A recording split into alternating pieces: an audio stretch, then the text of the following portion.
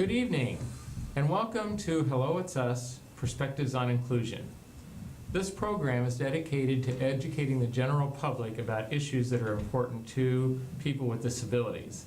And as you view this, we hope that you will come to believe, as we do, that those same issues are important to everybody because people with disabilities are an integral part of the general community.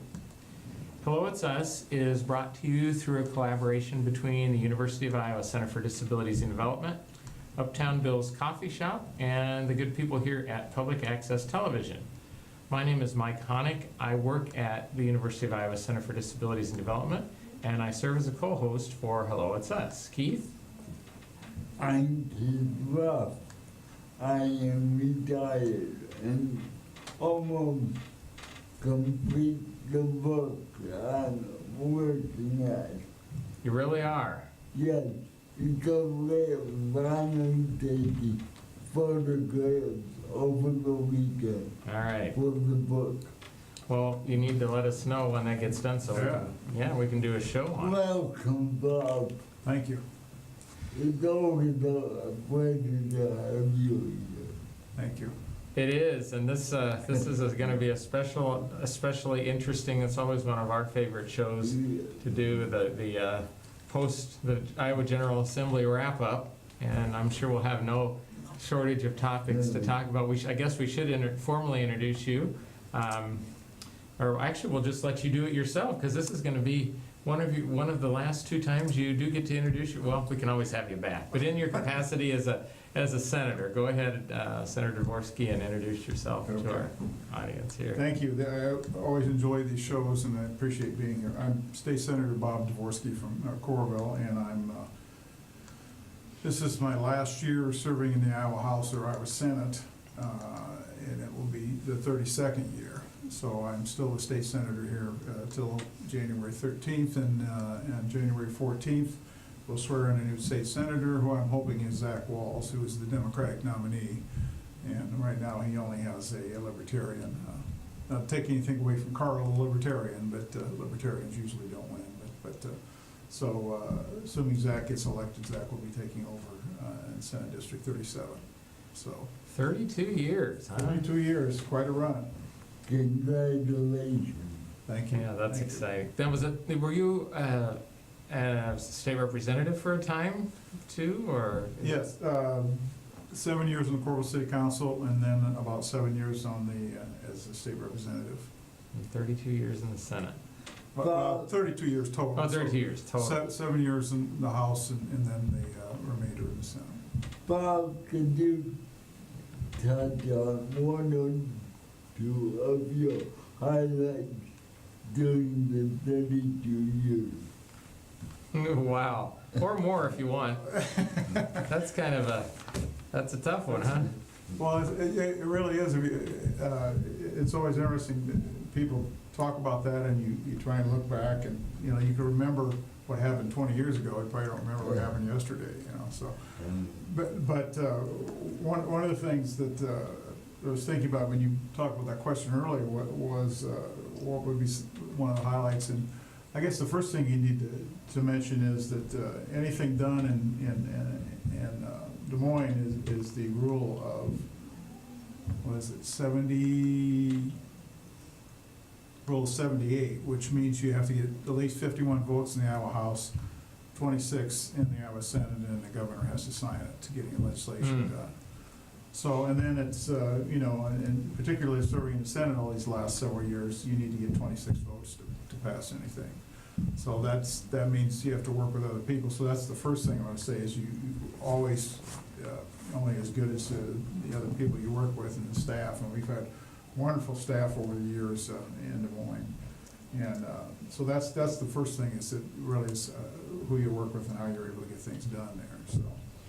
And then I really had a unique opportunity that I was 12 years as appropriations chair in the Iowa Senate.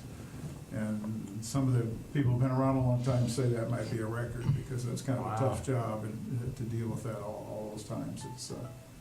It's interesting. So, and I really enjoy doing that, because as a approach chair, you get to work with all kinds of different departments, all up and down. Sure. Up and down the budget, and then also all the caucus members and trying to work with them. And in our situation, the last 6 years, Democrats had small control over the Senate. We had 26 votes, just 26 votes in the Iowa Senate. And then the House was controlled by the Republicans, so we had to sit down and work with Republicans for 6 years and try and get things done. So we were, essentially forced to do it in bipartisan fashion. So, it's good you're doing it in bipartisan fashion, but we had to do that. So one of the things I always said was, Appropriations Committee has to get their work done. We have to have a budget. Mm-hmm. We have to have a balanced budget, and it has to be done. Other committees, you don't have to do anything. And appropriations, we do have to do that. So that was exciting, working on that committee and getting things done. And I had great staff. In fact, for a number of years, my main staff person was someone named Teresa Keogh, who actually grew up in Iowa City and went to Iowa City, Regina. And she's been in Des Moines for a number of years. In fact, last year she retired from working in the Iowa Senate, but she was a great staff person working on appropriations items. So Now, when you work with appropriations, so you would have all the different, like Health and Human Services, and there are several different subcommittees, right, within approps that Right. I think there's 7 different, there's more bills, but I think there's 7 different appropriation subcommittees, and each one of those would have a chair. So education and some of those kinds of things. Education, economic development, natural resources, and ag land stewardship, administration regulation, as you said, health and human services, transportation, Okay. justice. So there are 7 different ones, and you would have chairs of those committees also. And all those people are on appropriation committee also. So the bill has to pass out of the subcommittee, and then it has to go to full appropriations, which I'm the chair, and then it passes out of that before it goes to the floor. And so, as I said, it is working with everyone. It's working with, first of all, the people who are on that subcommittee, and then the chair of the subcommittee, and then everyone on full approps, and then once it gets to the floor, then everyone on the floor and all that. And then before all that happens, you work with the, in our case in the Senate, the top person in the Senate is the majority leader. And in my case, several years, was Senator Gronstal. Mm-hmm. And work with Senator Gronstal, and then also the President of the Senate, and I work with Senator Kibbe, and then Senator Pam Yoakum as President. And then we put together sort of the start of the budget, and then we would come up with targets, which are, they're called targets, but what they are is the bottom line budget number of each of the appropriations subcommittees. Then those appropriations subcommittee would take it from there, and usually they would make all the decisions within that. Now, unless they were major decisions, then those would be involved with the caucus and everything else. So it really isn't something where you're in some room somewhere with a little calculator or an eye shade or something, coming up abacus or something, coming up with numbers. It really has more to do with working with people and trying to determine what's best in this budget and that budget, and what's the overall bottom line and that kind of thing. Yeah. So it's a fascinating process, and because we were tied for 6 years, we would have meetings with, in our case, the majority leader and the President of the Senate and the appropriations chair on the Senate side, and then the House side, the Speaker, majority leader, and the appropriations chair. So the whole process was really fascinating and kind of different than usually is, because of the divided split control. And then, of course, the governor during those 6 years was Governor Branstad. So you have a Republican governor and a Republican House, which was far different than for 4 years. We did have all 3. We had the Democratic governor, Governor Culver, and then Democratic House and Democratic Senate. But then we would also meet with the people from the House to come up with what's the overall budget type situation too. I will throw out a couple things though, that issues that I was very proud of that I work with deal with people with disabilities. One is the assisted device law. Oh, yeah. And you might remember that. Yeah. It took us maybe 3 years, maybe 4 years to get that Something passed. like that. For 4 years. Yeah. And that assistive device bill, I had the bill in the Senate, and it was a bill, assistive devices, and you gentlemen could probably explain it better than I can, but Go for it. the main one that you think of is a wheelchair. Yeah. So Keith's got this wheelchair Yeah. here, and something goes wrong with it. This was a lemon law for a wheelchair, saying that the people that sold you that wheelchair would have to stand behind it, and they'd have to provide you with a replacement as long as they were fixing it and that sort of thing. And it took us like 4 years to get that done. And I do remember at one point, we weren't moving forward because some of the, I guess the dealers or, I guess they weren't manufacturers, but dealers and that were opposing it. So they actually had some picketing and that kind of thing. It was exciting. That was exciting, and it really freaked out some of those people, and they came to the table then and said, you know, no more picketing, and we'll sit down with you and work out something. So I remember when we finally got the bill ready to go, and it was in the Senate, and at that time, the Republicans were in control. And I talked to,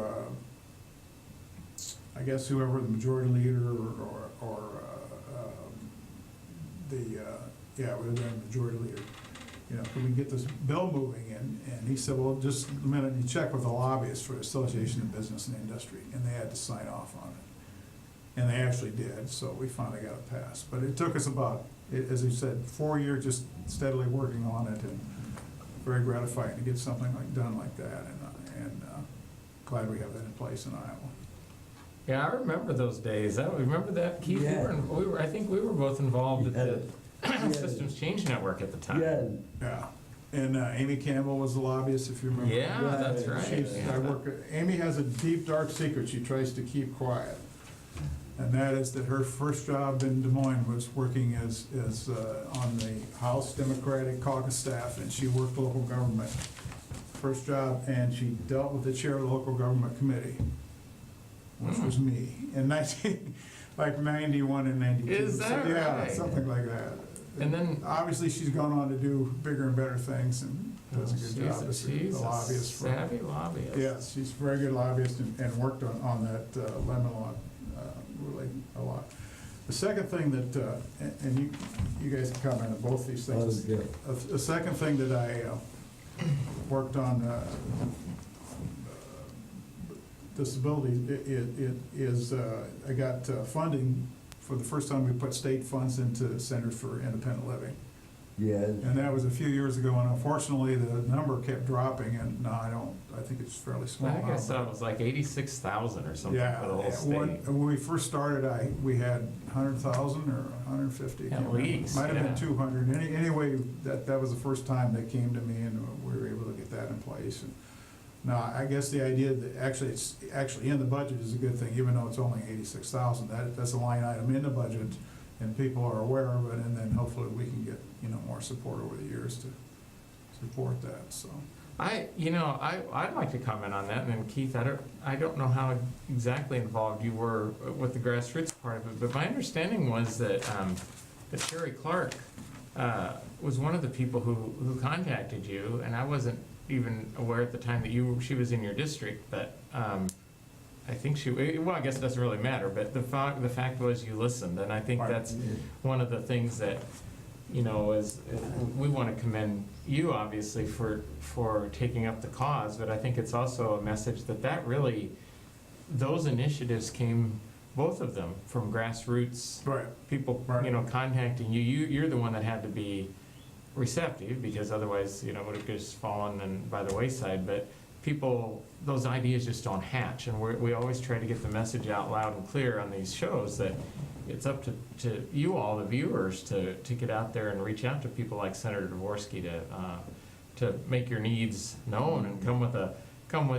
it's also important to have some facts and certainly some personal stories, but do you happen to remember what, other than the fact that you've always been progressive on these issues, were there certain things that grabbed your attention that said, yeah, I want to work on those initiatives, or was it just the number of people, or? Well, I think the lemon law was Amy Campbell, and then Sherry was involved, and others that talked about this. And then the further I got into it, the more, the sort of attitude of people, that wasn't good, I thought, well, we gotta get this done, so we kept working on that. And then the independent living, what's Dawn? Don Francis? Dawn Francis was one of the first people to talk to me about the independent Okay. living, and then we talked to various people there too, and various center directors and all that. And she is the director of the statewide independent living council, and also discloses now that she has a disability. So, again, it came from the grassroots. So it's pretty exciting. Well, one of the things that's sort of been exciting for me over the years is, unlike, we have like 3 seats in Johnson County that are all totally, or maybe 4, they're totally in Johnson County, but my district has never been just Johnson County. So I've represented parts of 5 counties over the years, and for I think 18 years I had precincts in Linn County, and usually 10 precincts in Linn County. At one time we had 3 precincts in Cedar Rapids proper, and you remember the representative at that time was Ruff. Oh my gosh, He lived in Mount Vernon. He lived in Mount Vernon, and I always represented Mount Vernon, Lisbon, Ely, Springville area. And then at one time 3 precincts in Cedar Rapids also. So that's a little different perspective. One time in the House I represented part of Iowa County, including the amount of colonies, which is yet another unique operation.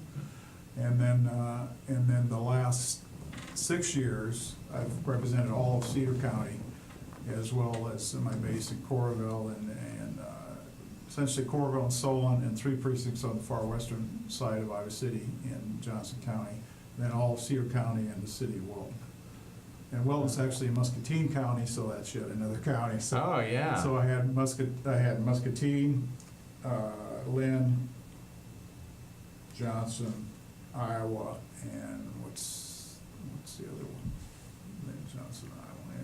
Anyway, five counties. So Yeah, that's so it's a little different situation, and this current district is a unique district in that it's urban, suburban, and rural. Do you still have Wilton, or was that? No, I still have Wilton right now. Okay. So it's urban, suburban, and rural, and that's really rare because most districts are either urban or they're or they're rural or they're suburban. And I've got parts of all that. I've got prison.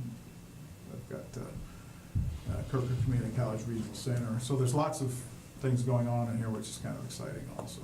Absolutely.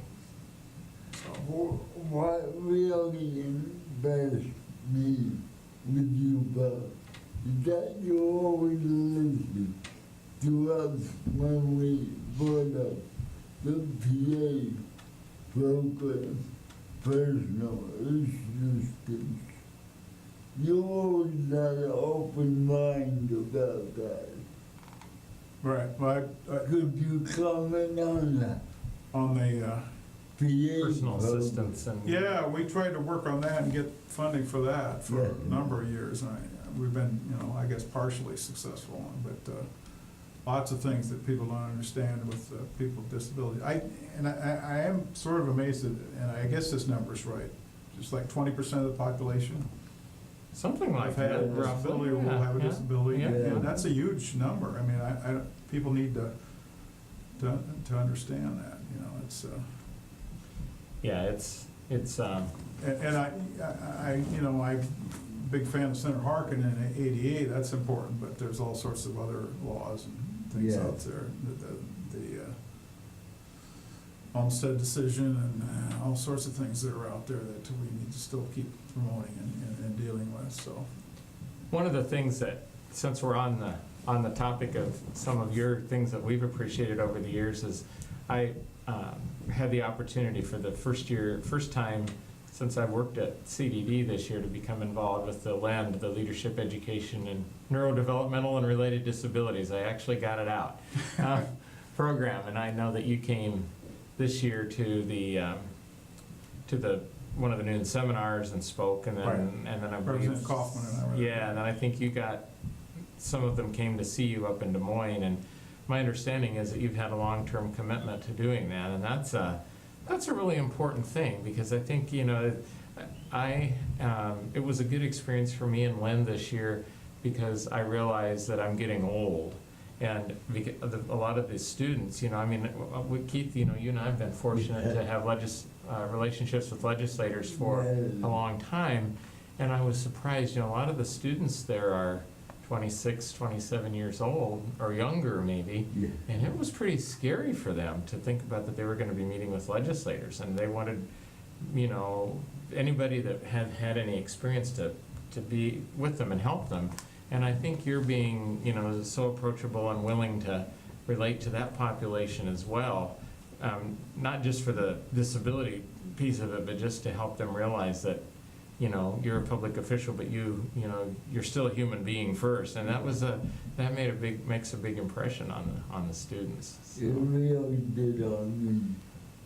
Thank you. Well, Because I felt very comfortable speaking to you anywhere. well, you two gentlemen are some of the best advocates for people with disabilities I've ever seen, so I appreciate all your work over the years also. One of the things also that I'm very proud of, and I guess in some ways unfortunately, was all the work we did on the floods in 2008. Yeah. And in 2008, I did represent part of Lynn County. I didn't represent actually in Cedar Rapids, but I was involved with the Lynn County delegation and with people who were working on that to try and deal with the flooding situation. And so we had the iJobs program that Governor Culver came up with, and then a legislative group worked on that. I chaired it from the Senate side, and we worked on that and put in place funding to do a number of the projects that are going on in Cedar Rapids.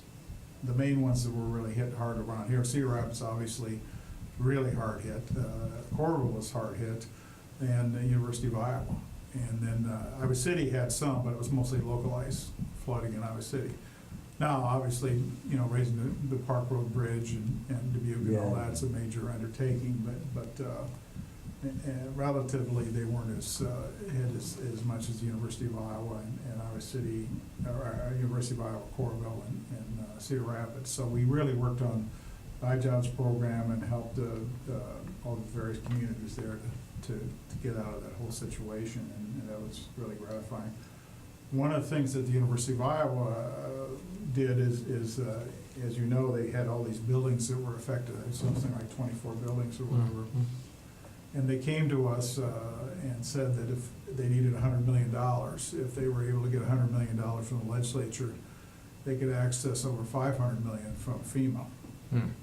And this was Doug True and President Mason and everyone, and they ended up accessing $516 million from FEMA. And obviously you've seen all the things that have been done and all the great buildings that have been done on the University of Iowa campus. And Cedar Rapids also, all the tremendous way that has sort of been a rebirth up there in a lot of ways. Matter of fact, the replacement of the land major building just got approved. The art museum. Yes, we still. I'm a big fan of the interim director of the art museum, who is a gentleman named Jim Leach, former congressman here. Yes. And he's an interesting guy. He knows a lot about art, and as I understand it, President Harold had this great story that he was appointed Jim Leach as the interim director of art on Friday, and then on Monday Jim Leach was in President Harold's office with the drawings for the new art museum. Oh my! So that is really interesting. It's a great story. So he's in there really working on this, and he actually, you know, has been teaching at the University of Iowa in the law school and political science, and he actually taught a class my daughter when she was in political science took. Really? I did not know that. So she really enjoyed having him as a professor, and he's a big fan of Caroline. So he's doing a really good job there, and we need to move forward with that. Actually, I noticed the gentleman earlier, we were on vacation and we were in D.C. and where my daughter lives. Well, one of the places we went was the National Museum of Art, when the Smithsonian, and the Pollock is there, mural is there. Oh. shown there. So it's all redone and fixed up, so it's really a beautiful thing. And I think it'll be out there probably till they, or at least for quite a while, till hopefully they move into a permanent home here or something. But, so that's, you know, they're continuing to work on that, and I think it's a great idea to put the art museum there right sort of in front of the library, which I think will get a lot more people to use it and do things. So that's certainly true of Cedar Rapids, and it's true, I think, with the University of Iowa campus. A lot of the things that they redid and put new buildings in have really enhanced that area that was there before. and really, you know, we've got the School of Music almost downtown, and I think you're gonna get a lot more people to go to various concerts and things there and that kind of thing. And so it's really, they've really done a good job in placement of those. And the museum will be downtown when they build it. The what? Museum. Would you asked if it was gonna be downtown? It's going to be, Yeah, the art museum or the? yeah, Yeah, it's gonna be right in that area, right in front of, sort of in front of the library. right. So on that corner, You're right. right across from the rec center. Right. We were fortunate enough to do a show several months ago featuring Hansher, you know, not too long Wow. after it had opened, and, you know, talk about a prime example of, you know, using those funds. That's quite a state-of-the-art place there Yes. too, something for you to, and many people to be proud of. That's, Yeah, it really is. And they had a luncheon in Cedar Rapids last week, sort of talking about the progress they made the last 10 years, and they had a panel with Kelly Hayworth and Rod Lenners from the university, and obviously the Cedar Rapids people and all that, talking about that. Chuck Swanson was there too from Hansher, so not on the panel, but he was there in attendance. So, I mean, the things that have gone on there, I mean, that Hansher's just amazing, and we were lucky enough to get tickets to go to the first show that was there with Martin Short and Steve Martin. That was phenomenal. And then we've had some free shows. They've had free shows also, you know, on the Hansher Green and that kind of thing. So they are really doing a great job of getting the word out. Keith, you got to see at least one show, didn't you? I got to visit King and I. Oh, cool. I was fortunate enough to be involved with the establishment of 3 centers, state centers, and I worked with Senator Bolcom and Senator Hogue on these in various ways. And one of them is the Center for Nutrient Management research with the water quality and nutrient management and all that situation. And it's actually located at Iowa State, but about 40% of research is being conducted here at the University of Iowa with Larry Weber and others involved in that. So that's involved with the water quality situation. And then there's something called the Anchor Center, which is a correctional facility in Cedar Rapids. And that deals with, it's one of the only centers, certainly the only one in Iowa, and maybe one of the few in the United States, that actually deals with community, people who are in community-based corrections, dealing with mental health issues. Oh. And that finally got opened up a few years ago. So that's 2 centers, and then the one that really proud of is the Iowa Flood Center. This is one where Senator Hogue and Senator Bolcom and I worked on and got that started, and we're still funding that. And I think someday, I know Congressman Lobsek has promoted this to try and make that a national flood center, because they really do great work, and they do a lot about water quantity and water flow. And they're on all the stories they're talking about the floods looking ahead, you know, back 10 years, and one of the things to come out of that will help us is the flood center and what they're coming up with. So that's very exciting. That is very exciting, and oddly enough, as we're filming today, we've had a stretch of really, really rough weather, and there certainly is concern about flash flooding and long-term flooding again, so you just never know. Well, this time has flown by so quickly, and we want to thank you, Senator Dvorsky. I think those of you that are watching will get to see him again next week. Sorry. But we want to thank you for for helping us to kind of reminisce and just for all you do on behalf of Iowans with disabilities and the Iowans in general. You know, you really capture our theme of, yes, there's disability issues, but there are other issues that affect everybody too, and you're really an embodiment of that. So we want to thank you for your time with us, and we also want to thank our viewers and our sponsors. So Keith, why don't you wrap us up?